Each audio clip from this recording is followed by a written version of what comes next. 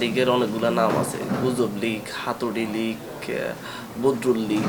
প্রত্যেকটা সেক্টরকে কিভাবে ইন্ডিয়ার হাতে তুলে দেওয়া যাবে তাদের এজেন্ডা হচ্ছে তাই। সনাতনী ভাইদেরকে নিয়ে ষড়যন্ত্র করার চেষ্টা করেছে, আনসারদের নিয়ে ষড়যন্ত্র করার চেষ্টা করেছে, রিক্সা চালকদেরকে নিয়ে ষড়যন্ত্র করার চেষ্টা করেছে। আর লীগের অনেকগুলো নাম আছে, গুজব লীগ, হাতুড়ি লীগ, বদরুল লীগ।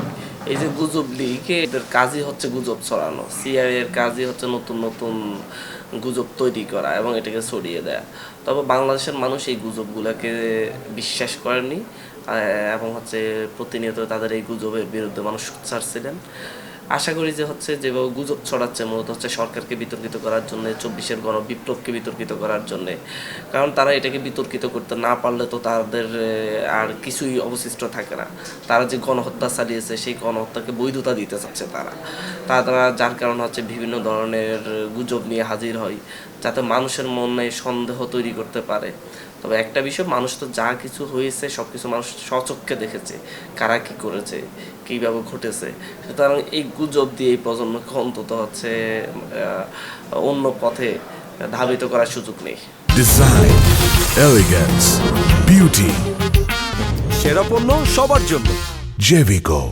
দেখেন যে তাদের অস্ত্রের বিরুদ্ধে, অর্থের বিরুদ্ধে, তাদের বিদেশি প্রভুদের বিরুদ্ধে এদেশের মানুষ খালি হাতে লড়াই করেছে। গুলির বিরুদ্ধে ঢিল ছুড়েছে, গুলির বিরুদ্ধে লাঠি হাতে তাদের প্রতিরোধ করেছে। সেটা এই দেশের মানুষ কিন্তু এখনও লাঠিটা ছেড়ে দেয়নি, তাদের সেই ঢিলগুলো এখনও হারিয়ে যায়নি। এবং প্রতিরোধ করার জন্য দেশের মানুষই প্রস্তুত, মানুষই তাদেরকে প্রতিহত করবে। মানুষ এখনও সোচ্চার। তারা যদি ভেবে থাকে যে তারা কোনো ধরনের ষড়যন্ত্র করবে এবং সফল হবে, এই যে আপনার সনাতনী ভাইদেরকে নিয়ে ষড়যন্ত্র করার চেষ্টা করেছে, আনসারদের নিয়ে ষড়যন্ত্র করার চেষ্টা করেছে, রিক্সা চালকদেরকে নিয়ে ষড়যন্ত্র করার চেষ্টা করেছে, বিভিন্ন কলেজে শিক্ষার্থীদেরকে নিয়ে ষড়যন্ত্র করার চেষ্টা করেছে, কিন্তু প্রত্যেকটা চেষ্টাই এদেশের মানুষ ব্যর্থ করে দিয়েছে। তাদের কোনো চেষ্টাই সফল হবে না।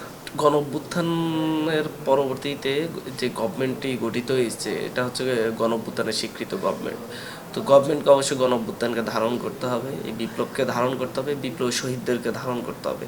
যদি কেউ বিপ্লবী শহীদদেরকে নিয়ে কোনো ধরনের কুৎসা রচনা করতে চেষ্টা করে, কোনো ধরনের মিথ্যাচার করতে চেষ্টা করে, অবশ্যই গভর্নমেন্টের উচিত উদ্যোগে এর বিরুদ্ধে ব্যবস্থা নেয়। এরা প্রতিশোধ পরায়ণ। এদেশের অর্থনীতিকে, এদেশের প্রত্যেকটা সেক্টরকে কীভাবে ইন্ডিয়ার হাতে তুলে দেওয়া যাবে তাদের এজেন্ডা হচ্ছে তাই। তারা এই জন্য চেষ্টা করে যাচ্ছে। তবে সার্বভৌমত্ব এদেশের মানুষ খুব সহজে ছেড়ে দিবে না।